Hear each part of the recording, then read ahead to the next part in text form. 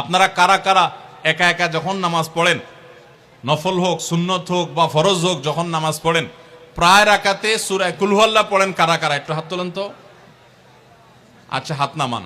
সূরা ইখলাস, এটাকে আমরা সাধারণত কুল হুয়াল্লাহ সূরা বলি, তাই না? ইখলাস মানেটা কি? আমরা যেহেতু এই সূরাগুলো নামাজের মধ্যে সবচেয়ে বেশি পাঠ করি, ঠিক না বেঠিক? এই সূরাগুলো অর্থাৎ শেষের দিককার সূরাগুলো আমরা যেহেতু বেশি নামাজের মধ্যে পাঠ করি, এই সূরাগুলোর অর্থ যদি আমি জানি, ব্যাখ্যা যদি আমি জানি, তাহলে নামাজের মধ্যে মনোযোগ ধরে রাখা সহজ হবে। কারণ আপনি মুখে কি পড়তেছেন আপনি নিজে অর্থ বুঝেন না, মন্ত্রের মতো পাঠ করতেছেন। যদিও না বুঝে পড়লেও আপনি সওয়াব পাবেন, কিন্তু না বুঝে পড়লে তো আর এই কোরআনে আল্লাহ কি বলেছে এটা আপনি জানতে পারবেন না, না জানলে সে অনুযায়ী আপনি আমলও করতে পারবেন না। এজন্য আমাদেরকে বুঝতে হবে। এজন্য সূরা ইখলাস সম্পর্কে আমরা জানি। ইখলাস এই সূরার নাম, সূরার নাম হলো সূরাতুল ইখলাস বা ইখলাসের সূরা। ইখলাস শব্দের একটা অর্থ হলো পিওর করা, খাঁটি করা। তার মানে আমাদের ইবাদতটা শুধু আল্লাহর জন্য হবে, খাঁটি হবে, এখানে কোনো ভেজাল অন্য কারোর জন্য সেটা হবে না। আমাদের দোয়াগুলো সব শুধু আল্লাহর জন্য হবে, খাঁটি এবং ফ্রেশ ভাবে আল্লাহর জন্য নিবেদন করবো, সাথে আর কারোর সেখানে শরিক করব না।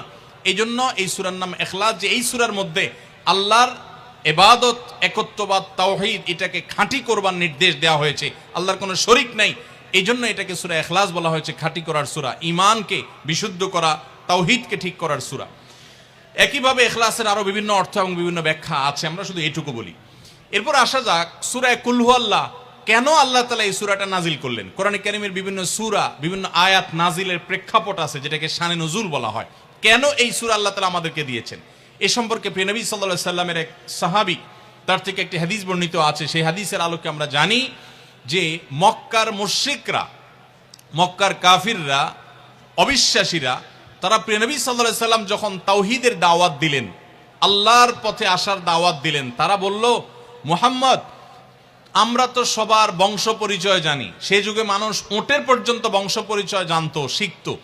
তো নবী সাল্লাল্লাহু আলাইহি সাল্লামকে তারা জিজ্ঞাসা করেছে, মুহাম্মদ, তোমার যে আল্লাহর কথা বলো, ঈমান আনার জন্য বলো, তোমার আল্লাহর বংশ পরিচয়টা একটু আমাদেরকে জানাও। মক্কার মুশরিকদের এরকম হাস্যকর দাবি শোনার পর প্রিয় নবী সাল্লাল্লাহু আলাইহি সাল্লামের প্রতি আল্লাহ তাআলা এই সূরা নাজিল করে তাদের এই প্রশ্নটা যে অবান্তর, আল্লাহ তাআলার যে কোনো বংশ পরিচয় নাই, আল্লাহর যে কোনো জন্মদাতা নাই, তিনি যে কোনো জন্মদাতার মুখাপেক্ষী নন, সে বিষয়টাকে আল্লাহ তাআলা বিশদভাবে এই সূরাতে বিবৃত করেছেন, বর্ণনা দিয়েছেন। এই জন্য ওই প্রেক্ষিতে এই সূরাটা নাজিল হয়েছে। কোন কোন উলামায়ে কেরাম, কোন কোন মুফাসসিরগণ অবশ্য ভিন্ন আরো একাধিক কথাও বলেছেন, তবে এটি সবচেয়ে প্রসিদ্ধ এবং বেশিরভাগ মুফাসসিরদের মতে এটি